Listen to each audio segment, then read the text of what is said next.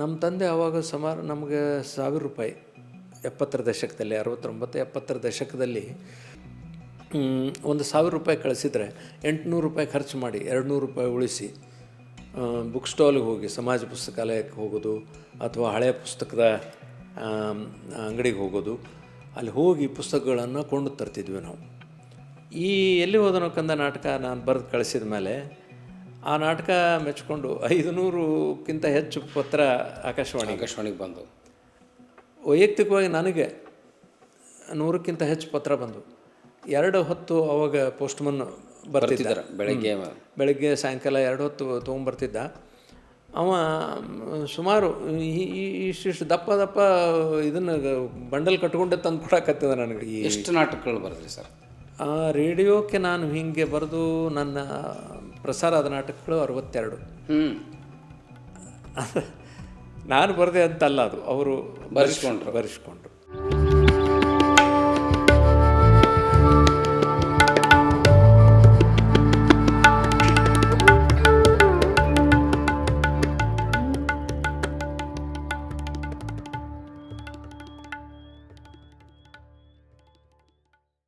ಅವನ ಹೆಂಡತಿ ಅವನಿಗೆ ದಕ್ಕಲಿಲ್ಲ. ಬರೀ ಒಂದು ಮುಗ್ಧತೆ ಇರೋದರಿಂದ ಮನುಷ್ಯಾಗೆ ಯಾವ ರೀತಿಯಾದಂಥ ಅನಾಹುತಗಳಾಗ್ತವ ನೋಡು ಅಂತ ನಮ್ಮಪ್ಪ ನನಗೆ ಹೇಳಿದಾಗ ಅವತ್ತೂ ಕೂಡ ನಾನು ಭಾಳ ಸಂಕಟ ಆಯ್ತು ನನಗೆ. ಹತ್ತು ಆ ಗಿರ್ಮಲ್ಲನನ್ನು ನನ್ನ ಒಳಗೆ ಆವತ್ತೇನು ತುಂಬಿಕೊಂಡೆ. ಅಲ್ಲಿಂದ ಅವನು ಆ ಪರಂಪರೆಯನ್ನು ಮುಂದುವರಿಸಬೇಕು ಅನ್ನೋ ಕಾರಣಕ್ಕಾಗಿ ಲಾವಣಿ ತತ್ವಪದಗಳನ್ನು ಬರೆಯೋದು, ಮುಂದಿನ ಪೀಳಿಗೆಗೆ ಇದನ್ನು ಬಿಟ್ಟು ಹೋಗಬೇಕು ಅನ್ನೋ ಕಾರಣಕ್ಕಾಗಿ ಒಂದು ತಂಡ ಕಟ್ಟಿಕೊಂಡು ಅದನ್ನು ಹಾಡ್ತಾ ಬೆಳೆಸ್ಕೊಂಡು ಉಳಿಸ್ಕೊಂಡು ಹೋಗುವಂಥ ಕಾರ್ಯನ ಮಾಡ್ತಾ ಬಂದೆ. ಅದಕ್ಕೆ ಈ ಜನಪದ ಅನ್ನುವಂಥದ್ದು ನಮ್ಮ ರಕ್ತದಲ್ಲಿ. ಈ ಗಿರ್ಮೆಲ್ಲ ಒಂದು ಸಿಗ್ನಿಫಿಕೆನ್ಸೋ ಅಥವಾ ವ್ಯಕ್ತಿ ನಿಮ್ಗೇನಾರು ಒಂದು ಪ್ರೇರಣೆ ಕೊಡಬೇಕು ಅಂತ ಸೃಷ್ಟಿ ಮಾಡಿದ ಪಾತ್ರ ಅಂತ ನಿಮ್ಗೆ ಅನಿಸ್ತದೆ ಸರ್? ಭಗವಂತ ನನಗೆ ಆ ಥರದ ಕಲ್ಪನೆ ಇವತ್ತಿನವರೆಗೂ ಬಂದಿಲ್ಲ. ಅವನು ನನ್ನ ಮುಂದೆ ಜೀವಿಸಿದಂಥ ಒಬ್ಬ ವ್ಯಕ್ತಿ, ಅದೊಂದು ಸತ್ಯವಾದಂಥ ಪಾತ್ರ. ಅವನ ಹೆಸರು ಆ್ಯಕ್ಚುಲಿ ನಮ್ಮೂರಾಗ ಬಸವಂತರಾಯ ಅಂತಿತ್ತು. ನನಗೆ ಗೊತ್ತಿಲ್ಲ, ಯಾಕಂದರೆ ನನಗೆ ತಿಳುವಳಿಕೆ ಬಂದಾಗಿಂದ ಅವ ಒಬ್ಬ ಬಡಿಗೇರ್ ಮುದುಕಿ ಮನೆಯೊಳಗೆ ಇರ್ತಿದ್ದ. ಹೊಲ ಕಾಯೋದು ಬೇರೆಯವ್ರದ್ದು, ಅಂದ್ರೆ ಅವ್ರ ಅಣ್ಣತಮ್ಮರು ಹೊಲ ಕಾಯ್ತಿದ್ರು. ಅವ ಇರೋದು ಈ ಬಡಿಗೇರ ಮುದುಕಿ, ಆಕಿ ವಿಧವೆ ಇದ್ಲು, ಆಕಿ ಮನೆಯಾಗ ಇರ್ತಿದ್ಲು. ಆಕಿ ಮಗನ ಹೆಸರು ಗಿರ್ಮಲ್ಲ ಅಂತಿತ್ತು. ಬಟ್ ನನಗೇನು ಅಂದರೆ ಇವನೇ ಗಿರ್ಮಲ್ಲ ಅಂತ ನಾನು ತಿಳ್ಕೊಂಡು ಅವಾಗ ನಾ ಗಿರ್ಮಲ್ಲಪ್ಪ ಅಂತಿದ್ದು ನಾನು. ಅವ ಏನು ನನಗೆ ಯಾಕೆ ಗಿರ್ಮಲ್ಲ ಅಂತಿ ಅಂತ ಅವ ಏನು ಅನ್ನಲಿಲ್ಲ. ಆದರೆ ಆ ಗಿರಿಮಲ್ಲ ಅಂದರೆ ಶಿವನ ಒಂದು ಅವತಾರ ಅನ್ನುವಂಥದ್ದು ನನ್ನ ಕಲ್ಪನೆ ಅದು. ಹಾಗಾಗಿ ಅವಾಗ ನಾನು ಗಿರ್ಮಲ್ಲ. ನೀವಷ್ಟ ಗಿರಿಮಲ್ಲ ಅಂತಿದ್ರೆ ನಾನು ಅಷ್ಟೇ ಗಿರ್ಮಲ್ಲ, ನಾವು ಉಳಿದವ್ರು ಯಾರು ಇಲ್ಲ. ಅವಾಗ ಬಸವಂತರಾಯ ಅಂತಲೇ ಅಂತಿದ್ರು. ಹಚ್ಚಡದಂತ ಅವ್ರ ಅಡ್ಡ ಹೆಸರಿತ್ತು, ಹಚ್ಚಡದ ಬಸವಂತರಾಯ ಅಂತಿದ್ರು. ಬಟ್ ಈ ರೀತಿಯಾದಂಥ ಒಂದು ದುರಂತ ನನ್ನ ಕಣ್ಣು ಮುಂದೆ ನಡೆದಿದ್ದರೂ ಕೂಡ ನನ್ನ ಕರುಳರಿಕೆಯಲ್ಲಿ ಇದು ನಡೆದು ಹೋಯಿತು. ಹಾಗಾಗಿ ಅದು ಒಂದು ನನ್ನ ಇದರೊಳಗೆ ಒಂದು ಪರಂಪರೆಯ ಎಳೆಯಾಗಿ ಆ ಗಿರ್ಮಲ್ಲ ಉಳ್ಕೊಂಡ. ಈ ಗಿರ್ಮಲ್ಲನ ಬಗ್ಗೆ ನಾನು ಈ ಹಾಡನ್ನು ಬರೆದೆ. ನಮ್ಮ ತಂದೆ ಅವನು ಮದುವೆ ಸಂಗತಿ ಹೇಳಿದ ಮೇಲೆ ಗಿರ್ಮಲ್ಲನ ಮದುವೆ ಅಂತಲೇ ಒಂದು ನಾಟಕ ಬರೆದೆ ನಾನು. ರೇಡಿಯೋಕ್ಕೆ ಅದನ್ನು ನಾನು ಬರೆದು ಕಳಿಸಿದೆ. ಅದು ಪ್ರಸಾರ ಆದಮೇಲೆ ಎಷ್ಟು ಅಂದರೆ ಸುಮಾರು 100 ಪತ್ರಗಳು ಅದನ್ನು ಮೆಚ್ಚಿಕೊಂಡು ಬಂದವು. ಮುಂದೆ ಇದನ್ನು ನಾನು ಮೊದಲು ನಾಟಕ ಬರೆಯೋಕ್ಕಿಂತ ಮೊದಲು ಒಂದು ಕತೆ ಆಗಿ ಬರೆದು ಸಂಯುಕ್ತ ಕರ್ನಾಟಕ ಒಂದು ಸ್ಪರ್ಧೆ, ರಾಜ್ಯಮಟ್ಟದ ಕಥಾ ಸ್ಪರ್ಧೆ ಏರ್ಪಡಿಸಿದ್ದಾರೆ. ನಾನು ಅದನ್ನು ಬರೆದು ಕಳಿಸಿದೆ. ಅವರು ಆ್ಯಕ್ಚುಲಿ ಒಂದು ಪೇಜ್ ಲಿಮಿಟ್ ಹಾಕಿದ್ರು, ಇಷ್ಟು ಪುಟದ ಒಳಗೆ ಇರಬೇಕು ಅಂತ. ನಾನು ಅದನ್ನು ಒಂದು 8 ಪುಟದ ಒಳಗೆ ಇರಬೇಕು ಅಂದರೆ 8 ಪುಟದ ಒಳಗೆ ನಾನು ಬರೆದು ಕಳಿಸಿದ್ದೆ.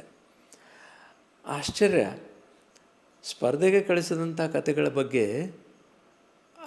ಆ ಕಡೆಯಿಂದ ನಮಗೆ ಯಾವ ಪತ್ರ ವ್ಯವಹಾರ ಇರಲ್ಲ, ಕರೆಸ್ಪಾಂಡೆನ್ಸ್ ಇರೋದಿಲ್ಲ.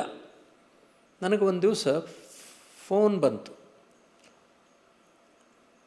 ಆ ಸಂಪಾದಕರಿಂದ ಫೋನ್ ಬಂತು, ಬನಾಟಿ ನನಗೆ, ನೀವು ಗಿರಿಮಲ್ಲನ ಮದುವೆ ಒಂದು ಕತೆ ಬರೆದು ಕಳಿಸಿರಿ, ಅದು ಯಾಕೋ ನಮಗೆ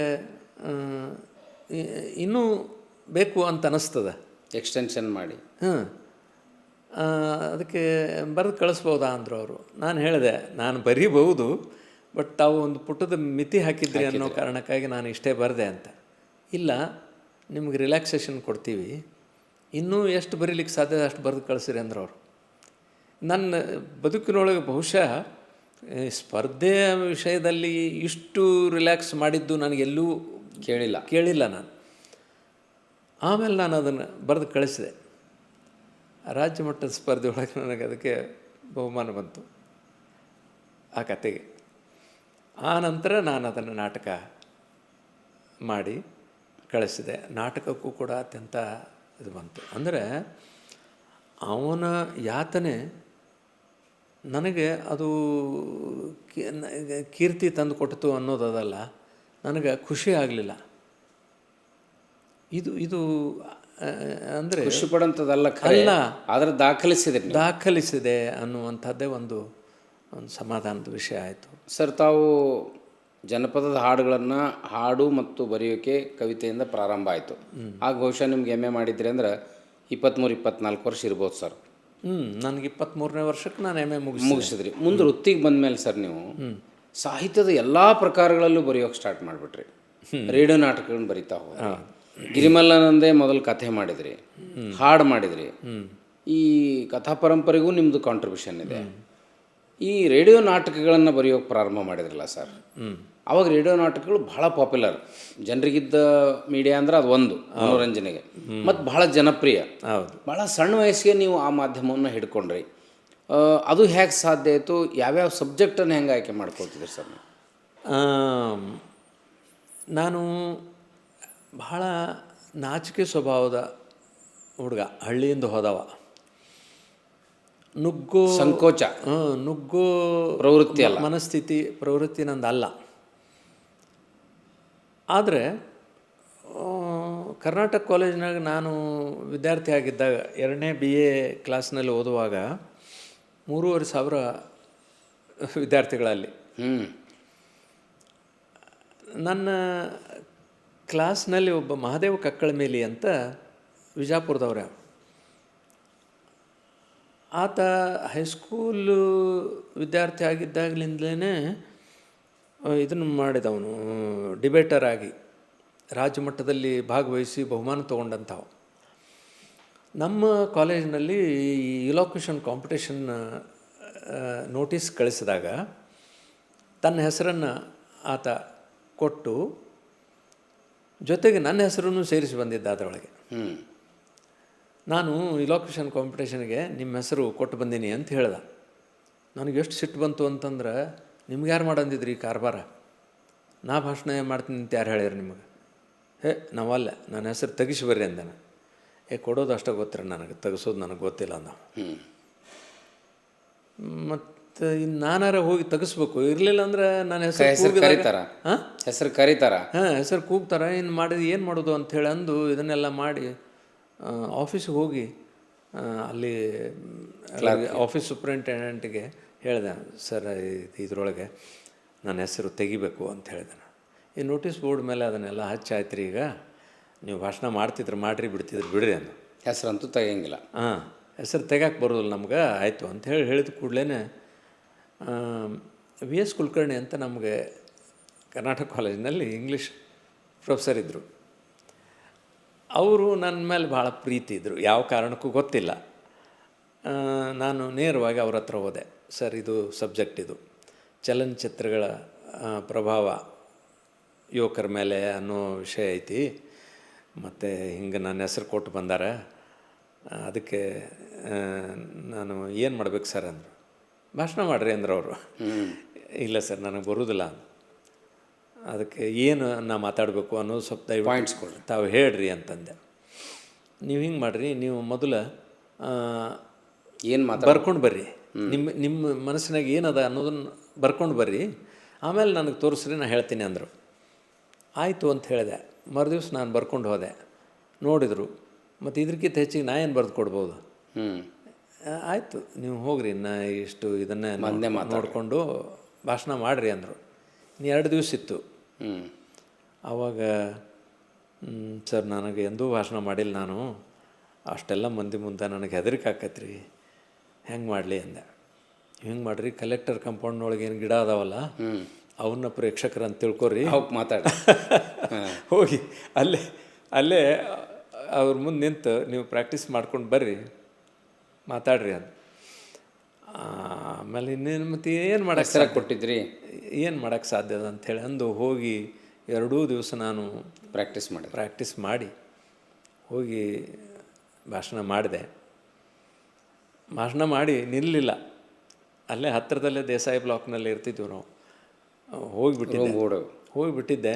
ಆಮೇಲೆ ನನ್ನ ರೂಮ್ಮೇಟು ಅಶೋಕ್ ಅಂತಿದ್ರು, ಒಬ್ರು ಹನುಮಶೆಟ್ಟಿ ಅಶೋಕ್ ಅಂತ, ಬಂದು ಏನು ಚುಪಾರುಸ್ತಮ್ಮ ಸೆಕೆಂಡ್ ಪ್ರೈಸ್ ಬಂತಲ್ಲ ನಿನಗೆ ಅಂದು ಅವ್ನು ಹೇಳಿದರು. ಈ ಫಸ್ಟ್ ಯಾರು ಬಂದರು ಅಂದೆ. ಮಲ್ಶೆಟ್ಟಿ, ಬಸವರಾಜ್ ಮಲ್ಶೆಟ್ಟಿ. ಅವನು ಮೊದಲಿಂದ ಡಿಬೇಟರ್, ಅವನಿಗೆ ಫಸ್ಟ್ ಪ್ರೈಸು, ನಿನಗೆ ಸೆಕೆಂಡ್ ಪ್ರೈಸ್ ಬಂತು ಅಂತ ಹೇಳಿದಾಗ, ಮತ್ತು ನಿಮ್ದು ಹೆಸರು ಕೊಟ್ಟವ್ರಿಗೆ ಬರಲಿಲ್ಲ. ಅದು ನನಗೆ ಭಾಳ ವಿಚಿತ್ರ ಅನ್ನಿಸ್ತದು.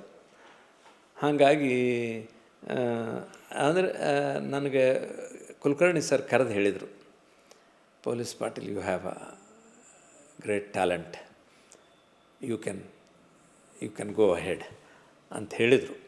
ಮತ್ತು ಅಲ್ಲಿಂದ ನಾನು ಪ್ರತಿಯೊಂದು ಡಿಬೇಟ್ನಲ್ಲಿ, ಇಲಾಕ್ಯುಷನ್ ಕಾಂಪಿಟೇಷನ್ನಲ್ಲಿ ಎಲ್ಲ ಭಾಗವಹಿಸ್ತಾ ಹೋದೆ, ಯೂತ್ ಫೆಸ್ಟಿವಲ್ನಲ್ಲಿ ಭಾಗವಹಿಸ್ತಾ ಹೋದೆ. ಇದೇ ನನಗೆ PUCಯಲ್ಲಿ ಬಿಜಾಪುರದಾಗಿದ್ದಾಗ ನನಗೆ ಯಾವ ಪ್ರೊಫೆಸರ್ಸೂ ಎನ್ಕರೇಜ್ ಮಾಡಲಿಲ್ಲ. ಬಟ್ ಆ ಕರ್ನಾಟಕ ಕಾಲೇಜಿನಲ್ಲಿ ನನಗೆ ಸಿಕ್ಕಿರುವಂಥ ಎನ್ಕರೇಜ್ಮೆಂಟು ನನ್ನನ್ನು ಹಾಗೆ ಮುಂದುವರಿಲಿಕ್ಕೆ ಹಚ್ಚಿತು. ಆಮೇಲೆ ಯೂತ್ ಫೆಸ್ಟಿವಲ್ನಲ್ಲಿ ಆ ವರ್ಷ ನಾವು ಮಾಡಿದ ನಾಟಕಕ್ಕೆ ಫಸ್ಟ್ ಪ್ರೈಸ್ ಬಂತು. ನೀವೇ ಬರೆದಿದ್ದೀರಿ ಸರ್? ಇಲ್ಲ, ಅದು ಬೇರೆಯವರು, ಶ್ರೀನಿವಾಸ್ ಕುಲಕರ್ಣಿ ಅಂತ ಬರೆದಿದ್ದು ಹಾರತುರಾಯಿ ಅಂತ ಒಂದು ನಾಟಕ. ಅದಕ್ಕೆ ಅವರು ಏನು ಮಾಡಿದರು, ಆ ನಾಟಕಕ್ಕೆ ಪ್ರೈಸ್ ಬಂದದ್ದಕ್ಕೆ ನಮ್ಮ ತಂಡವನ್ನೇ ಆಕಾಶವಾಣಿಗೆ ಕರೆಸಿ ಅದನ್ನು ರೆಕಾರ್ಡಿಂಗ್ ಮಾಡಿ ಯುವವಾಣಿಯಲ್ಲಿ ಪ್ರಸಾರ ಮಾಡಿದರು. ಅವಾಗ ನಾವು ಕಾಲೇಜ್ನಲ್ಲಿ ಹೀರೋಸು. ಒಂದು ಕಡೆ ಅಲ್ಲಿ ಡಿಬೇಟ್ನಾಗ ಸೆಲೆಕ್ಟ್ ಆದ್ರಿ, ಆಮೇಲೆ ಅಲ್ಲಿ ಯೂತ್ ಫೆಸ್ಟಿವಲ್ಗೆ ಹೋದ್ರಿ, ಮತ್ತು ಅದೇ ARನಾಗೂ ಬಂದ್ರಿ. AR ಮೂರು ಪವರ್ಫುಲ್ ಮೀಡಿಯಾದೊಳಗೆ ನೀವು ಪಾಪ್ಯುಲರ್ ಆದ್ರಿ. ಆಗಿಬಿಟ್ವಿ. ಅದರಿಂದ ಮತ್ತೆ ನಮಗೆ ಇದು ಆಯಿತು. MAಗೆ ಬಂದಮೇಲೆ ನಾನು ಫೈನಲ್ MAಗಿದ್ದಾಗ ಡಿಬೇಟಿಂಗ್ ಆ್ಯಂಡ್ ಡ್ರಾಮೆಟಿಕ್ಸ್ ಸೆಕ್ರೆಟ್ರಿ ಆದೆ. ಇಲೆಕ್ಷನ್ಗೆ ನಾನು ನಿಂತದ್ದು ಅದೇ ಮೊದಲನೇ ಸಾರಿ. ನನಗೆ ಇಲೆಕ್ಷನ್ ಅಯ್ಯಪ್ಪ ತುಕ್ಕಾಯಿ ಅಂತ ರಾಯಚೂರು ಅವರು. ಹೌದು. ಅವರು ಜನರಲ್ ಸೆಕ್ರೆಟರಿ ಇದಕ್ಕೆ ಕಾಂಟೆಸ್ಟ್ ಮಾಡಿದ್ರು. ಸೋಷಿಯಾಲಜಿ ಇದ್ರಲ್ಲ ಸರ್? ಸೋಷಿಯಾಲಜಿ. ನನ್ನ ಈ ಡಿಬೇಟಿಂಗ್ ಆ್ಯಂಡ್ ಡ್ರಾಮೆಟಿಕ್ಸಕ್ಕೆ ನೀನು ನಿಂದ್ರು ದೋಸ್ತ್ ಅಂತೇ ಕಾಡ್ದ. ವಲ್ಲಪ್ಪ ಮರಯನ, ಎಲ್ಲಿ MA ಇಂಗ್ಲೀಷ್ ಮಾಡಾಕತ್ತೀನಿ, ಇದು ಎಲ್ಲಿಗೆ ಗೊತ್ತಾಳಿ ಬ್ಯಾಡ್ ನನಗಂತ ಹೇಳಿದ್ರು ಕೇಳಿಲ್ಲ. ಅವನು ನನಗೆ ಕೇಳಾರ್ದನ ಹೋಗಿ ನಾಮಿನೇಷನ್ ಫೈಲ್ ಮಾಡಿ ಬಂದ. ಮತ್ತು ನಾನು ಯಾವಾಗಲೂ ಇದೊಂದು ಮಾತು ನಾನು ಈ ಸಂದರ್ಭದಲ್ಲಿ ಹೇಳಬೇಕು. ನನಗೆ ನನ್ನ ಬ್ಯಾಂಕ್ ಬ್ಯಾಲೆನ್ಸ್ ಏನು ಅಂತ ಗೊತ್ತಿಲ್ಲ, ಆದರೆ ನನ್ನ ಮನೆ ಲೈಬ್ರರಿ ಒಳಗೆ ಇವತ್ತು 15,000ಕ್ಕಿಂತ ಹೆಚ್ಚು ಪುಸ್ತಕ ಅದಾವೆ. ಈ ಪುಸ್ತಕಗಳು ಹೆಂಗೆ ನನಗೆ ಬಂದು ಅಂತಂದ್ರೆ, ನನ್ನ ಸರ್ಕಲ್ ಏನಿತ್ತಲ್ಲ ವಿದ್ಯಾರ್ಥಿಗಳು, ನನ್ನ ಸ್ನೇಹಿತರ ಬಳಗ ಎಲ್ಲರೂ ನಾವು ಸೀರಿಯಸ್ ಆಗಿದ್ವಿ, ಓದ್ತಿದ್ವಿ. ಸಾಂಸ್ಕೃತಿಕ ಚಟುವಟಿಕೆಗಳಲ್ಲಿ ಭಾಗವಹಿಸ್ತಿದ್ರೂ ಕೂಡ ನಾವು ಓದೋದನ್ನು ಬಿಡ್ತಿರಲಿಲ್ಲ. ನಮ್ಮ ತಂದೆ ಆವಾಗ ನಮಗೆ ₹1,000 70ರ ದಶಕದಲ್ಲಿ, 69, 70ರ ದಶಕದಲ್ಲಿ ₹1,000 ಕಳಿಸಿದರೆ ₹800 ಖರ್ಚು ಮಾಡಿ ₹200 ಉಳಿಸಿ ಬುಕ್ ಸ್ಟಾಲ್ಗೆ ಹೋಗಿ, ಸಮಾಜ ಪುಸ್ತಕಾಲಯಕ್ಕೆ ಹೋಗೋದು ಅಥವಾ ಹಳೆಯ ಪುಸ್ತಕದ ಅಂಗಡಿಗೆ ಹೋಗೋದು, ಅಲ್ಲಿ ಹೋಗಿ ಪುಸ್ತಕಗಳನ್ನು ಕೊಂಡು ತರ್ತಿದ್ವಿ ನಾವು. ಮತ್ತು ಇಷ್ಟು ಕಟ್ಟುನಿಟ್ಟಾಗಿ ನಾವು ಇರೋ ಸಂದರ್ಭದೊಳಗೆ ನಮ್ಮ ತಂದೆಗೆ ಹೆಚ್ಚಿಗೆ ಹಣ ಕಳಿಸಂತ ಹೆಂಗೆ ಹೇಳಿ ನಾನು, ಅದಕ್ಕೆ ನನ್ನ ಕಡೆಯಿಂದ ಖರ್ಚು ಮಾಡೋಕ್ಕಾಗೋದಿಲ್ಲ ಅಯ್ಯಪ್ಪ ಅಂದೆ ನಾನು. ಬಿಡು ನೀ ಯಾಕೆ ಖರ್ಚು ಮಾಡೋಕ್ಕೆ ಹೋಗ್ತಿದ್ದಿ ಅಂಥೇಳಿ ಅಂದು ಅವ ತನ್ನ ಜೊತೆಗೆ ನಂದೂ ಪ್ರಚಾರ ಮಾಡಕ್ಕೆ ಹತ್ತಿದ. ಕೊನೆಗೆ ಅಯ್ಯಪ್ಪ ತುಕಾಯಿ ಸೋತ, ನಾನು ಆರಿಸಿ ಬಂದೆ. ಅಯ್ಯೋ, ಅಲ್ಲಿ ಪಾಪ ನಿಮ್ಮ ಹೆಸರು ಕೊಟ್ಟವ, ಅಲ್ಲಿನೂ ಪ್ರೈಸ್ ತಗೊಳ್ಳಿ. ಇಲ್ಲಿ ಅಯ್ಯಪ್ಪ ತುಕಾಯಿ ನಿಲ್ಲಿಸ್ತ, ಅವನು ಸೋತ, ನೀವು ಗೆದ್ದ, ನಾನು ಗೆದ್ದು ಬಂದೆ. ಈ ಡಿಬೇಟಿಂಗ್ ಆ್ಯಂಡ್ ಡ್ರಾಮಟಿಕ್ಸ್ ಸೆಕ್ರೆಟರಿ ಆದಮೇಲೆ ಈ ಜಿಮ್ಖಾನಾ ಆ್ಯಕ್ಟಿವಿಟೀಸ್ನಲ್ಲಿ ಒಟ್ಟು ಹೊಸತನ ತರೋದು, ಏನಾದರೂ ನಾವು ಮಾಡಬೇಕು. ಪಿ ಜಿ ಜಿಮ್ಖಾನಾದಿಂದ ಯಾವಾಗಲೂ ಇಂಥ ಕಾಂಪಿಟೇಷನ್ಗೆ, ಈವನ್ ಸ್ಪೋರ್ಟ್ಸ್ನೊಳಗಾಗಲಿ ಕಲ್ಚರಲ್ ಆ್ಯಕ್ಟಿವಿಟೀಸ್ನಲ್ಲಾಗಲಿ, ಅಲ್ಲಿ ಭಾಳಷ್ಟು ಜನ ಏನು ಮಾಡ್ತಿದ್ರು ಅಂದರೆ ಸ್ಟಡೀಸನ್ನು ಸೀರಿಯಸ್ ಆಗಿ ತೊಗೋತಿದ್ರು, ಇವನು ಯಾರೂ ಸೀರಿಯಸ್ ಆಗಿ ತೊಗೋತಿರ್ಲಿಲ್ಲ. ಬಟ್ ನಾನು ಬಂದ ಮೇಲೆ ವಿಶೇಷ ಅದಕ್ಕೆ ಮತ್ತೆ ಅನುದಾನ ತಗೊಂಡು ಈ ಎಲ್ಲ ಇದರೊಳಗೂ ನಾವು ಭಾಗವಹಿಸಬೇಕು ಅಂಥೇಳಿ ಯೂತ್ ಫೆಸ್ಟಿವಲ್ಗೆ ನಾವು ಪ್ರಿಪೇರ್ ಆಗಲಿಕ್ಕೆ ಶುರು ಮಾಡಿದ್ವಿ. ಆವಾಗ ನನ್ನ ತಂಗಿಗೊಂದು ಗಂಡು ಕೊಡಿ ಲಂಕೇಶ್ವರ ನಾಟಕ ಆಡಬೇಕು, ಇದಕ್ಕೊಬ್ಬರು ನಿರ್ದೇಶಕರು ಬೇಕಲ್ಲ, ಯಾರನ್ನ ಕರೆಯೋದು ಅಂತಂದಾಗ ಯಮನಮೂರ್ತಿ ಅವರು ಆಕಾಶವಾಣಿಯಲ್ಲಿ ಅವರು ಪ್ರೊಡ್ಯೂಸರ್ ಆಗಿದ್ದರಲ್ಲ, ಅವರನ್ನು ನಾನು ಹೋಗಿ ಪರ್ಸ್ನಲಿ ಇನ್ವೈಟ್ ಮಾಡಿದೆ. ಅವ್ರು ಬಂದು ನಾಟಕ ನಿರ್ದೇಶನ ಮಾಡಿದರು. ನಮ್ಮ ನಾಟಕಕ್ಕೆ ಫಸ್ಟ್ ಪ್ರೈಸ್ ಬಂತು. ಯೂನಿವರ್ಸಿಟಿ ಯೂತ್ ಫೆಸ್ಟಿವಲ್ಗೆ ನಾವು ಹೋಗುವಂಥ ಸಂದರ್ಭ ಬಂತು. ಇಷ್ಟೆಲ್ಲ ನಿಮ್ಮಲ್ಲಿ ಟ್ಯಾಲೆಂಟ್ ಅದ, ನಮ್ಮ ಆಕಾಶವಾಣಿಗೆ ನೀವು ಯಾಕೆ ಒಬ್ಬ ಕಲಾವಿದರಾಗಿ ಬರಬಾರ್ದು, ಆಡಿಷನ್ಗೆ ಒಂದು ಅರ್ಜಿ ಕೊಡ್ರಿ ಅಂದ್ರವ್ರು. ನಮ್ಮ ಕಡೆಯಿಂದ ಏನಾಗ್ತದೆ ರೀ ಮೇಡಮ್, ಬ್ಯಾಡ್ರಿ ಅಂತಂದೆ.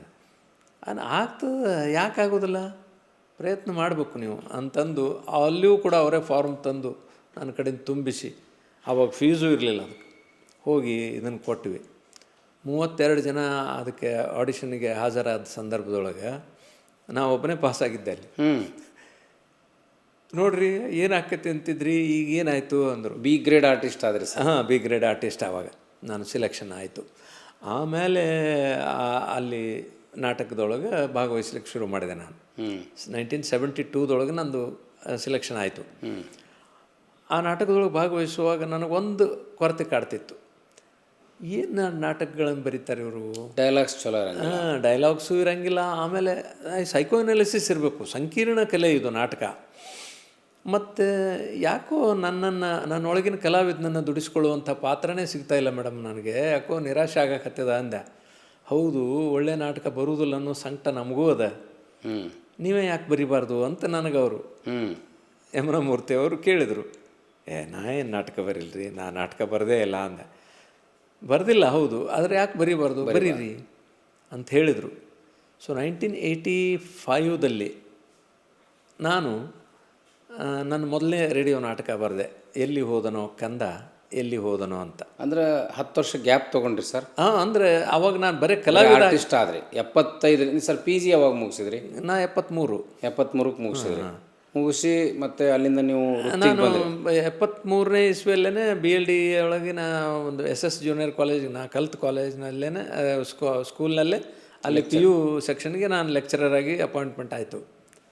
ಆಮೇಲೆ ಅಲ್ಲಿಂದ ನಾನು ಅಂದರೆ ಅಲ್ಲಿ ಫಸ್ಟ್ ಲೆಕ್ಚರರ್ ಅಲ್ಲ, ನಾನು ಸೆಕೆಂಡ್ ಲೆಕ್ಚರರ್ ಪೋಸ್ಟ್. ಅದು ಎವ್ರಿ ಇಯರ್ ಟರ್ಮಿನೇಟ್ ಮಾಡ್ತಿದ್ರು. ಆ ಸಂದರ್ಭದೊಳಗೆ ಬನಹಟ್ಟಿಯ ಈ SRA PU ಕಾಲೇಜಿನಲ್ಲಿ ಒಂದು ಇಂಗ್ಲೀಷ್ ಲೆಕ್ಚರರ್ ಇದಕ್ಕೆ ಕಾಲ್ ಫಾರ್ ಮಾಡಿದರು. ಮತ್ತು ಆ ಕಾಲೇಜಿನ ಬಗ್ಗೆ ನನಗೆ ಭಾಳ ಗೌರವ ಇತ್ತು. ಮತ್ತು ಆ ಸಂದರ್ಭದೊಳಗೆ ಅಖಂಡ ಬಿಜಾಪುರ ಜಿಲ್ಲೆಯೊಳಗೆ ಹ್ಯಾಂಡ್ಫುಲ್ ಆಫ್ ಬೆಸ್ಟ್ ಕಾಲೇಜಸ್ನೊಳಗೆ ಅದು ಒಂದಿತ್ತು, ಬನಹಟ್ಟಿ ಕಾಲೇಜ್. ಒಂದು ಕಾಲದಲ್ಲಿ ಫಗು ಹೊಳಕಟ್ಟೆಯವರು ನಮ್ಮ ಸಂಸ್ಥೆಯ ಅಧ್ಯಕ್ಷರಾಗಿದ್ದರು. ಅದಕ್ಕಾಗಿ ನಾನು ಆ ಕಾಲೇಜಿಗೆ ಹೋಗಬೇಕು ಅಂಥೇಳಿ ಅಲ್ಲಿಗೆ ಅಪ್ಲಿಕೇಶನ್ ಹಾಕಿದೆ. ಮುಂದೆ ಅದು ಒಂದು ದೊಡ್ಡ ಕತೆ. ಅಲ್ಲಿ ಸಿಲೆಕ್ಷನ್ ಆಗುವಂಥ ಸಂದರ್ಭದೊಳಗೂ ಈ ಇನ್ಫ್ಲೂಯೆನ್ಸು, ರೊಕ್ಕ ಇರಲಿಲ್ಲ ಆವಾಗ, ಡೊನೇಷನ್ ಇರಲಿಲ್ಲ, ಆದರೆ ಇನ್ಫ್ಲೂಯೆನ್ಸ್ ಇತ್ತು. ಚಂದ್ರಶೇಖರ್ ಪಾಟೀಲ್ರ ತಂಗಿ ಗಂಡ ಮಠಪತಿ ಅಂತಿದ್ರು, ಅವರು ಅಪ್ಲಿಕೇಶನ್ ಹಾಕಿದ್ರು, ನಾನು ಹಾಕಿದ್ದೆ. ಆಮೇಲೆ ಚಂದ್ರಶೇಖರ್ ಪಾಟೀಲ್ರು JS ಕುಳ್ಳಿ ಅವರು, ಜಯವಂತ್ ಕುಳ್ಳಿ ಅಂತಿದ್ರಲ್ಲ ಅಲ್ಲಿ ಕನ್ನಡ, ಅವ್ರ ಕಡೆಯಿಂದ ಲೆಟರ್ ತಂದಿದ್ದರು. ನಾನು ಬಿ ಎಂ ಪಾಟೀಲ್ರ ಕಡೆಯಿಂದ ಒಂದು ಲೆಟ್ರ್ ತೊಗೊಂಡು ಹೋಗಿದ್ದೆ. ಅವ್ರಿಗೆ ಒಂದು ಸಂಕಟ, ನಾವು ಅವ್ರನ್ನ ತೊಗೋಬೇಕು ಇವ್ರನ್ನ ತೊಗೋಬೇಕು. ಹುಳ್ಳಿಯವರು ನಮ್ಮ ಕಾಲೇಜಿಗೆ ಪರ್ಮಿಷನ್ ತಂದು ಕೊಟ್ಟವರು. ಬಿ ಎಂ ಪಾಟೀಲ್ರು ನಮಗೆ ರಾಜಕೀಯ ಗುರು ಇದ್ದಂಗೆ. ಮತ್ತು ಯಾರನ್ನಂತೆ ನಾವು ಇದು ಮಾಡಬೇಕು, ಅದಕ್ಕೆ ಇದು ಬೇಡ ಇವು ಎರಡೂ ಪತ್ರ ತೆಗೆದಿಡೋಣ, ಯಾರು ಇಂಟರ್ವ್ಯೂ ಚಲೋ ಮಾಡ್ತಾರೋ ಅವ್ರನ್ನ ತೊಗೊಂಡ್ಬಿಡೋಣ ಅಂಥೇಳಿ ಅವರು ಒಂದು ನಿರ್ಧಾರ ಮಾಡಿದರು. 45 ನಿಮಿಷ ನಾನು ಇಂಟರ್ವ್ಯೂ ತೊಗೊಂಡ್ರೆ ಅವತ್ತು. ನಾನು ಇಂಟರ್ವ್ಯೂ ಮಾಡಿದೆ. ಇಂಟರ್ವ್ಯೂ ಕೊಟ್ಟು ಊರಿಗೆ ಹೋಗ್ಬೇಕಂಥೇಳಿ ಹೋಗಿ ಬಸ್ ಸ್ಟ್ಯಾಂಡ್ನೊಳಗೆ ವೇಟ್ ಮಾಡಕತ್ತಿದ್ದೆ. ಅವಾಗ ಕಾಲೇಜಿನ ಪ್ಯೂನ್ ಬಸ್ ಸ್ಟ್ಯಾಂಡಿಗೆ ಬಂದ. ಸರ್ ಬರ್ರಿ, ನನ್ನನ್ನು ಕರೀತಾರ ಅಂತ. ಯಾಕೆ ಕರಿತಿರ್ಬೇಕು ಅಂತ ಹೋದೆ. ಹೋಗೋದ್ರಾಗ ಅವರು, ಇಲ್ಲ ನಿಮಗೆ ಇವತ್ತು ಅಪಾಯಿಂಟ್ಮೆಂಟ್ ಆರ್ಡರ್ ಕೊಡ್ತೀವಿ, ನೀವು ಇವತ್ತೇ ಜಾಯ್ನ್ ಆಗಿಬಿಡ್ರಿ ಅಂದ್ರೆ ಅವರು. ನಾನು ಏನೂ ತಂದಿಲ್ಲ ಸರ್, ಮತ್ತು ಊರಿಗೆ ಹೋಗಿ ಬರ್ತೀನಿ, ನನಗೆ ಆರ್ಡರ್ ಕೊಡ್ರಿ ಅಂತ ಹೇಳಿದೆ.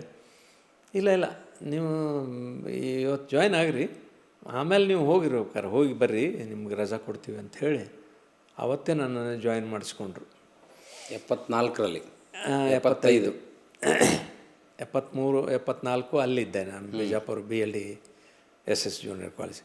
ಸೊ ಹೀಗಾಗಿ ನಾನು ಬನಹಟ್ಟಿಗೆ ಬಂದ ಮೇಲೆ ಬನಹಟ್ಟಿಯಲ್ಲಿ ತುಂಬ ಒಳ್ಳೆ ಸ್ಟ್ಯಾಂಡರ್ಡ್ ಇತ್ತು. ಅಲ್ಲಿ ಒಂದು ವಿದ್ಯಾರ್ಥಿ ತಿರುಗಿ ನೋಡಲಿಕ್ಕೆ ಸಹಿತ ಅವಕಾಶ ಇರಲಿಲ್ಲ, ಅಷ್ಟು ಸ್ಟ್ರಿಕ್ಟಾಗಿ ಎಕ್ಸಾಮ್ ಕಂಡಕ್ಟ್ ಮಾಡ್ತಿದ್ರು. ಮತ್ತು ಮೆರಿಟ್ಟಿಗೆ ಮಾನ್ಯತೆ ಇತ್ತು ಅನ್ನೋ ಕಾರಣಕ್ಕಾಗಿ ನಾನು ಸಿಲೆಕ್ಷನ್ ಆಯ್ತು ಅಲ್ಲಿ. ಆ ಕಾರಣಕ್ಕಾಗಿ ನಾನು ಅಲ್ಲಿ ಉಳಿದೆ. ಮುಂದೆ ಈ 10 ವರ್ಷದೊಳಗೆ ಸರ್ ಹಾಡನ್ನು ಬರಿತಿದ್ರಿ, ಹಾಡ್ತಿದ್ರಿ, ತಂಡ ಕಟ್ಕೊಂಡಿದ್ರಿ? ಇಲ್ಲ, ಅವಾಗ ತಂಡ ಕಟ್ಕೊಂಡಿಲ್ಲ. ಅವಾಗೇನು ತಂಡ, ಇಂಡಿವಿಜುವಲಿ ಹಾಡ್ತಾ ಇದ್ರಿ ಸರ್? ಹಾಡ್ತಿದ್ದೆ. ಆಮೇಲೆ ನಮ್ಮ ವಿದ್ಯಾರ್ಥಿಗಳಿಗೆ ಅವಾಗ ಆ್ಯನ್ಯುವಲ್ ಸೋಷಿಯಲ್ ಗ್ಯಾದರಿಂಗ್ ಅಂದ್ರೆ ಭಾಳ ದೊಡ್ಡ ಇವೆಂಟ್ ಅವಾಗ. ಹೌದು.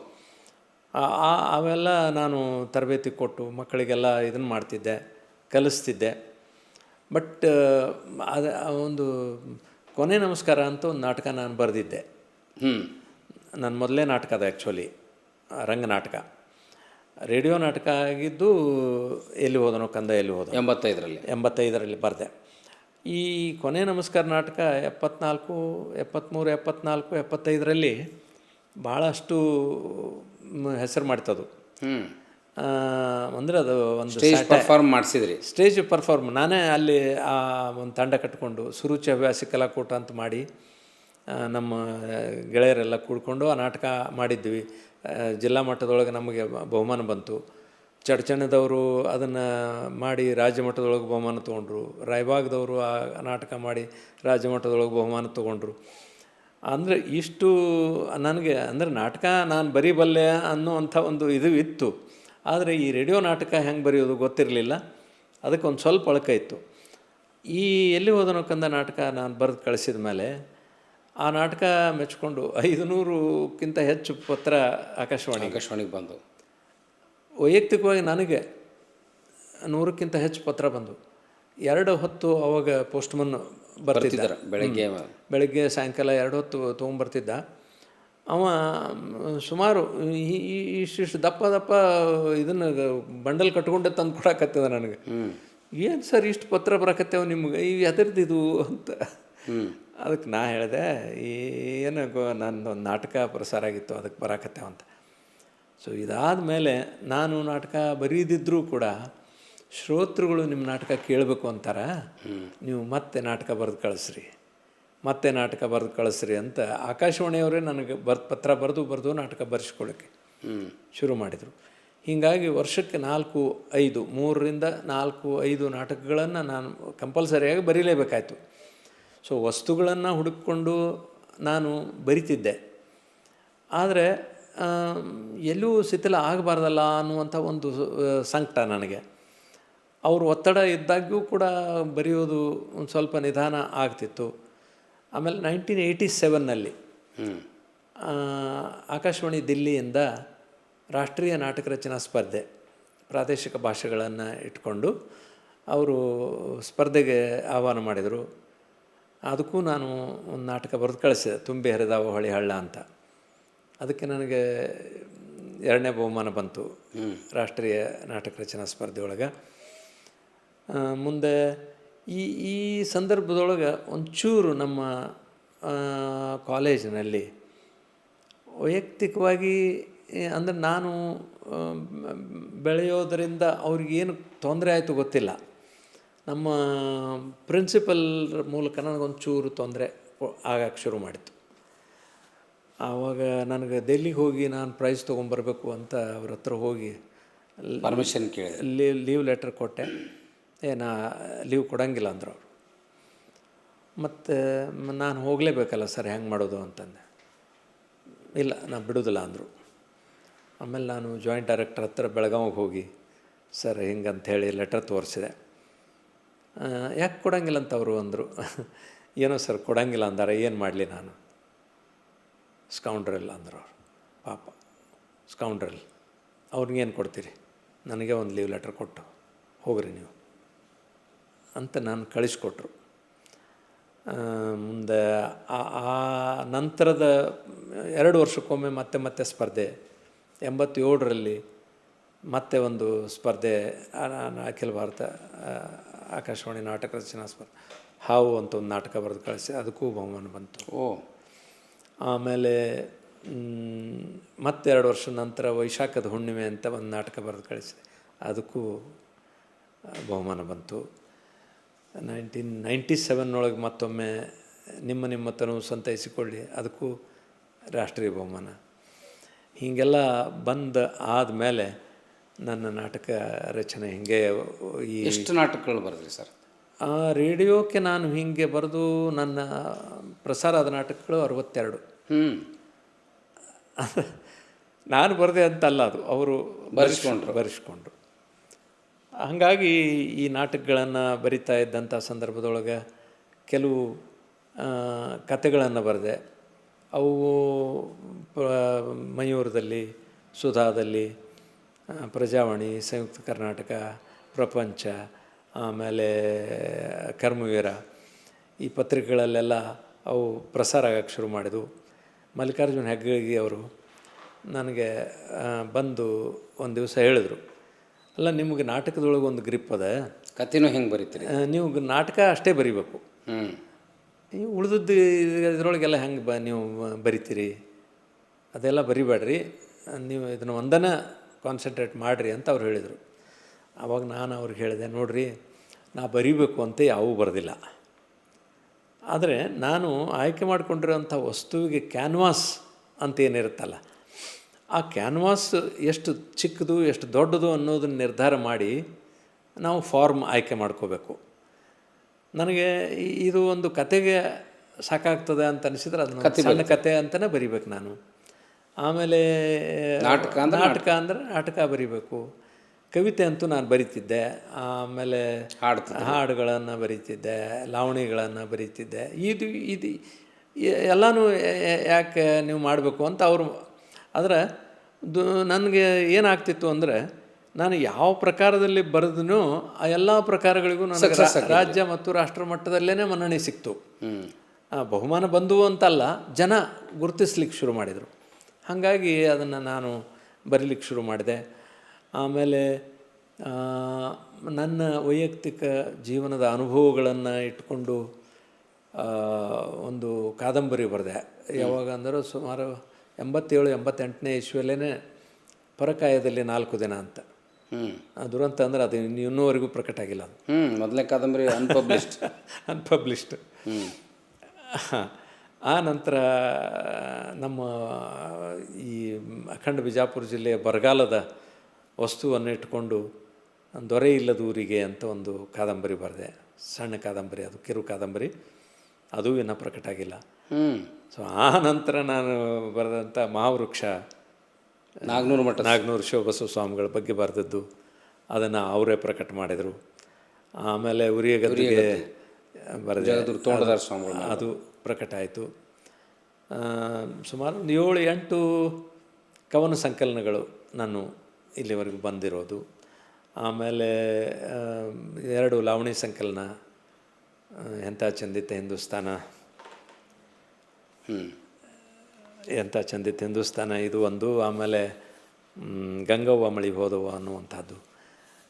ಇದರ ನಂತರ ಈ ಲಾವಣಿ ಸಂಕಲನಕ್ಕೆ ಸಿಂಪಿಲಿಂಗಣ್ಣ ಪ್ರತಿಷ್ಠಾನದ ಪ್ರಶಸ್ತಿ ಬಂತು.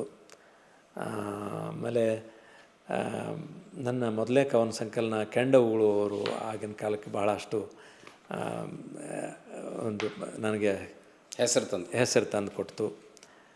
ಹೀಗೆ ಎಲ್ಲ ಪ್ರಕಾರದಲ್ಲಿ ಇದನ್ನು ಮಾಡಿದೆ. ಆಮೇಲೆ ನಾನು ವಿದ್ಯಾರ್ಥಿಗಳಿಗೆ ಕಲಿಸೋ ಸಂದರ್ಭದೊಳಗೆ ನಮ್ಮ ಇಂಗ್ಲೀಷ್ ಕವಿತೆಗಳನ್ನು ಅವರಿಗೆ ಕಲಿಸೋದು ಕಷ್ಟ ಆಗ್ತಿತ್ತು. ಗ್ರಾಮೀಣ ಪರಿಸರದಲ್ಲಿ ಇಂಗ್ಲೀಷು, ವಿಶೇಷವಾಗಿ ಇಂಗ್ಲೀಷ್ ವ್ಯಾಕರಣ ಅಂದರೆ ಕ್ಯಾಕರಣ ಅನ್ನೋರು, ಇಂಥವ್ರಿಗೆ ನಾವು ಕಲಿಸ್ಬೇಕು, ಲಿಟ್ರೇಚರ್ ಹೆಂಗೆ ಕಲಿಸೋದು, ಅದಕ್ಕೆ ಅವ್ರಿಗೆ ಏನಾದರೂ ಒಂದು ಆಕರ್ಷಕವಾದಂಥ ಮಾರ್ಗ ಹುಡುಕಬೇಕು ಅಂತಂದು ಅವನ್ನ ನಾನು ಅನುವಾದ ಮಾಡಿದೆ. ನೀವು ಎಲ್ಲ ವ್ಯಾಲ್ಯೂಷನ್ಗೆ ಹೋದಾಗ ಅಲ್ಲಿ ಕವಿಗೋಷ್ಠಿಗಳನ್ನು ಮಾಡ್ತಿದ್ವಿ, ಇವುಗಳನ್ನು ಹಾಡ್ತಿದ್ವಿ. ಹಾಗೆ ಆ ರೀತಿಯಾಗಿ ಒಂದು ಅನುವಾದ ಮಾಡೋದು ಶುರು ಮಾಡಿದೆ. ಹೀಗಾಗಿ ಒಂದು 9 ಅನುವಾದ ಕೃತಿಗಳು ಬಂದವು ನನ್ನಿಂದ. ಕತೆ, ಕವಿತೆ, ಆಮೇಲೆ ಬಯೋಗ್ರಫಿ, ಆಮೇಲೆ ಕತೆಗಳು, ಇವೆಲ್ಲನೂ ಅನುವಾದ ಮಾಡಿದ್ವಿ. ಹೀಗೆ ನಮ್ಮ ಸಾಹಿತ್ಯದ ಒಂದು ಯಾತ್ರೆ ಮುಂದುವರಿತು. ಸರ್, ಅಲ್ಲಿ ಒಂದು ನೀವು ಬನಹಟ್ಟಿ ಅಂತ ರಿಮೋಟ್ ಪ್ಲೇಸ್ನಲ್ಲಿ ಇರ್ತಿದ್ರಿ. ಸಾಹಿತಿಗಳು, ಬರಹಗಾರರು ವಿಶ್ವವಿದ್ಯಾಲಯದಲ್ಲಿ ಇರ್ತಿದ್ರು. ಯೂನಿವರ್ಸಿಟಿ ಪ್ರೊಫೆಸರ್ಗೆ ಒಂದು ರೆಕಗ್ನಿಷನ್ ಇತ್ತು. ನೀವು ಈ ಕಡೆ ಡಿಗ್ರಿ ಕಾಲೇಜಿಗೆ ಇರಲಿಲ್ಲ, PU ಕಾಲೇಜಿಗಿದ್ರಿ, ಅದು ಮ್ಯಾಟ್ರ್ ಅಲ್ಲ ಅವಾಗ. ಆದ್ರೆ ನೀವು ಆಕಾಶವಾಣಿಯನ್ನು ಗ್ರಿಪ್ಪಿಗೆ ತೊಗೊಂಡು ಭಾಳಷ್ಟು ನಾಟಕಗಳನ್ನ ನಿಮಗೆ ಎಮ್ ಮೂರ್ತಿಯವರು, ಆಕಾಶವಾಣಿಯವರು ನಿರಂತರವಾಗಿ ಬರೆಸ್ಕೊತ ಬಂದರು. ಅದು ಬಹುಶಃ ಆ ಸಾಹಿತ್ಯದ ವಾತಾವರಣದಲ್ಲಿ ಏನು ಅಭಿಪ್ರಾಯ ಉಂಟಾಗಿರ್ಬೇಕು ಸರ್.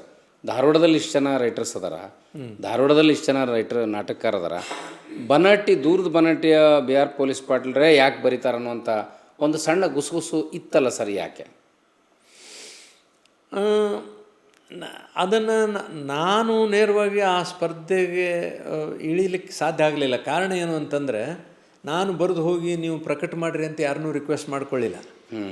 ಅವರಾಗೆ ನನ್ನ ಕಡೆಯಿಂದ ಬರೆಸ್ಕೊಂಡು ಪ್ರಕಟ ಮಾಡುವಂತಹ ಸಂದರ್ಭದೊಳಗೆ ನನಗೆ ಪ್ರತಿಸ್ಪರ್ಧಿಗಳು ಅಂತ ಯಾರೂ ಇರಲಿಲ್ಲ. ಆದರೆ ಈ ಬರವಣಿಗೆ ಮೂಲಕ ನನ್ನ ಹೆಸರು ಏನು ಸಾಹಿತ್ಯ ಲೋಕದಲ್ಲಿ ಒಂದು ಪ್ರಚಲಿತ ಆಯಿತು. ಆನಂತರ ನನಗೆ ಒಬ್ಬ ನಟನಾಗಿ, ನಿರ್ದೇಶಕನಾಗಿ, ಆಮೇಲೆ ಲೇಖಕನಾಗಿ, ಸಾಕ್ಷರತಾ ಆಂದೋಲನದ ಸಂದರ್ಭದೊಳಗೆ ರಾಜ್ಯ ಸಂಪನ್ಮೂಲ ವ್ಯಕ್ತಿ ಅಂತ ನನ್ನನ್ನು ಗುರುತಿಸಿ ನನಗೆ ಬಹಳಷ್ಟು ಸಂದರ್ಭದೊಳಗೆ ಸಭೆಗಳಿಗೆ ಕರಿತಿದ್ದರು. ಆ ಸಾಕ್ಷರರ ಪಠ್ಯಪುಸ್ತಕ ರಚನೆ ಮಾಡುವಂಥ ಸಮಿತಿಯಲ್ಲಿ ನನ್ನನ್ನು ಆಯ್ಕೆ ಮಾಡಿಕೊಂಡು ಹೀಗೆಲ್ಲ ಕರಿತಿದ್ದರು. ಆವಾಗ ನಾನು ಮೇಲಿಂದ ಮೇಲೆ ಇದಕ್ಕೆ ಹೋಗಬೇಕಾಗ್ತಿತ್ತು. ಮೈಸೂರಿಗೆ, ಬೆಂಗಳೂರಿಗೆ ಹಿಂಗೆ ಹೋಗಬೇಕಾಗ್ತಿತ್ತು. ನನಗೆ ಹೋಗೋದ್ರಿಂದ ಅನುಭವ ಸಿಗ್ತಿತ್ತು. ಆಮೇಲೆ ನನ್ನ ಮಕ್ಕಳಿಗೆ, ವಿದ್ಯಾರ್ಥಿಗಳಿಗೆ ಅನ್ಯಾಯ ಆಗಬಾರ್ದು ಅನ್ನುವಂಥದ್ದು ಒಂದು ನನ್ನ ಕಳಕಳಿ ಇತ್ತು. ಅದಕ್ಕೆ ನಾ ಏನು ಮಾಡ್ತಿದ್ದೆ ಅಂದರೆ, ನಾನು ಮೀಟಿಂಗ್ ನಾಳೆ ಹೋಗಬೇಕು ಅಂತ ಅನ್ನೋದಾದರೆ ಇವತ್ತು 1-2 ಕ್ಲಾಸ್ ನಾನು ಹೆಚ್ಚಿಗೆ ತಗೊಂಡು ಹೋಗ್ತಿದ್ದೆ. ಆದರೆ ಈ ರಾಜ್ಯ ಮಟ್ಟದಲ್ಲಿ ನನ್ನ ಹೆಸರು ಬಂದದ್ದಕ್ಕೂ ಏನೋ ಗೊತ್ತಿಲ್ಲ. ಆದರೆ ನಮ್ಮ ಕಾಲೇಜಿನ ಪ್ರಿನ್ಸಿಪಲ್ರಿಗೆ, ಆಡಳಿತ ಮಂಡಳಿಯವರಿಗೆ ಇಷ್ಟ ಆಗಲಿಲ್ಲ. ನನಗೆ ಅಲ್ಲಿ ಅವು ಓಡಿ ಕೊಟ್ಟಿದ್ದರೂ ಕೂಡ, ಅದನ್ನು ಎಕ್ಸೆಪ್ಟ್ ರಜೆ ಕೊಟ್ಟರೂ ಕೂಡ ಇವರು ನನ್ನನ್ನು LWP ಮಾಡ್ತಿದ್ರು. ಮಾಡಿದ್ರೆ ಮಾಡಬಲ್ರಕ್ಕಂತಂದು ನಾನು ಇದು ಮಾಡ್ತಿದ್ದೆ. ಬಟ್ ಕರೆಸ್ಪಾಂಡೆನ್ಸ್ ಮಾಡ್ತಿದ್ದೆ. ನಾನು ಈ ಕಾರಣಕ್ಕಾಗಿ ಹೋಗಿದ್ದೆ, ನನಗೆ ಇವರು ಇದನ್ನು ಮಾಡಿದ್ದಾರೆ, ಅದಕ್ಕೆ ದಯವಿಟ್ಟು ನನಗೆ ಇದನ್ನು ಮಾಡಿರಿ ಅಂಥೇಳಿ ಕಳಿಸ್ತಿದ್ದೆ. ಹಿಂಗೆ ಕಳಿಸಿದ ಸಂದರ್ಭದೊಳಗೆ ಅವರು ಇಲಾಖೆಯವರು, ಇಲ್ಲ ಅವರು ಹೋಗಿರೋದು ಸರ್ಕಾರದ ಕಾರ್ಯಕ್ಕಾಗಿ ಹೋಗ್ಯಾರ, ಅದಕ್ಕೆ ಅವರು ಇದನ್ನು ನೀವು ಕೊಡಬೇಕು, ಮುರ್ಕೊಂಡು ಹಣ ಅಂತ ಅವರು ಇವರಿಗೆ ಪತ್ರ ಕಳಿಸಿದ್ರು ಕೂಡ ಕೊಡಲಿಲ್ಲ ಅವರು. ಆ ಸಂದರ್ಭದೊಳಗೆ ಬಸವರಾಜ ಹೊರಟ್ಟಿಯವರು ನನಗೆ ಭಾಳ ಸಹಾಯ ಮಾಡಿದರು. ನನ್ನ ಕರ್ಕೊಂಡು ಕಮಿಷನರ್ ಆಫೀಸ್ಗೆ ಹೋಗಿ, ಇವ್ರ ಪಗಾರದಲ್ಲಿ ಏನು ಮುರಿದಾರಲ್ಲ, ಆ ಪ್ರಿನ್ಸಿಪಲ್ರ ಪಗಾರನ ತಡೆ ಹಿಡ್ರಿ ಅಂಥೇಳಿ ಅವರು ಸರ್ ಯಾಕೆ ಹಿಂಗಾಯ್ತು? ಮ್ಯಾನೇಜ್ಮೆಂಟ್ ಸಂತೋಷ ಪಡ್ಬೇಕಾಗಿತ್ತಲ್ಲ. ಸಂತೋಷ ಪಡೋದು ಅದು ಗೊತ್ತಿಲ್ಲ, ನನಗೆ ಗೊತ್ತಿಲ್ಲ. ನನಗೆ ಅವ್ರ ಮೇಲೆ ದ್ವೇಷ ಇರಲಿಲ್ಲ. ಆದರೆ ಯಾಕೆ ಅವ್ರಿಗೆ ಹಂಗಾಯಿತು, ಆ ಬುದ್ಧಿ ಯಾಕೆ ಕೊಟ್ಟರು ಗೊತ್ತಿಲ್ಲ ನನಗೆ. ಅದಕ್ಕಾಗಿ ಅವರು ಈ ಪ್ರಿನ್ಸಿಪಲ್ರ ಸ್ಯಾಲ್ರಿನ ತಡೆ ಹಿಡಿದ್ರು. ಆವಾಗ ಇವರು ಮ್ಯಾನೇಜ್ಮೆಂಟ್ನವರು ಹೈಕೋರ್ಟಿಗೆ ಹೋಗಿ ಸ್ಟೇ ತಂದು 10 ವರ್ಷ ತನಕ ಈ ಗುದ್ದಾಟ ನಡೀತು ನಮ್ಮದು. ಇದು ಸುಮ್ಮನೆ ಮಾನಸಿಕ ಕಿರುಕುಳಲ್ಲ ಸರ್ ಒಬ್ಬರ ರೈಟ್ರಿಗೆ? ಆ ಮಾನಸಿಕ ಕಿರುಕುಳ ನಾನು ತಗೊಳ್ಳಿಲ್ಲ, ಮಾಡ್ಕೊಳ್ಳಿಲ್ಲ ನಾನು. ಸರ್ ನಮಗೆ ಅದು ಭಾಳ ವಿಚಿತ್ರ ಅನ್ನಿಸ್ತದೆ. ಈ ಥರ ಒತ್ತಡಗಳಿಗೆ ಬಂದರೆ BP ಆಗುತ್ತೆ, ಶುಗರ್ ಆಗುತ್ತೆ, ಪ್ರೆಷರ್ ಆಗುತ್ತೆ. ನೀವು ಆ ಉದ್ಯೋಗದ ಕಿರುಕುಳವನ್ನು ಸಹಿಸ್ಕೊಂಡು ಆರೋಗ್ಯವನ್ನು ಚೆನ್ನಾಗಿಟ್ಕೊಂಡ್ರಿ, ಮಾನಸಿಕವಾಗಿ ಸದೃಢ ಆಗಿದ್ರಿ, ಮತ್ತೆ ಬರಿತಾ ಹೋದ್ರಿ, ಮಕ್ಕಳಿಗೆ ಪಾಠ ಮಾಡ್ತಿದ್ರಿ. ಹೌದು, ನಾವು ಅದನ್ನು ಕೇಳಿದಾಗ ನಮಗೆಲ್ಲ ಇರಿಟೇಟ್ ಆಗೋದು, ಏನಪ್ಪ ಮ್ಯಾನೇಜ್ಮೆಂಟ್ ಇಷ್ಟು ಕಿರಿಕಿರಿ ಕೊಡ್ತಾರೆ, ಸುಮ್ಮನೆ ಬಿಟ್ಟಾರು ಬಿಡ್ಬೇಕಲ್ಲ ಇದು ಅನ್ನಂಗೆ ಆಗ್ತಿತ್ತು. ಇಲ್ಲ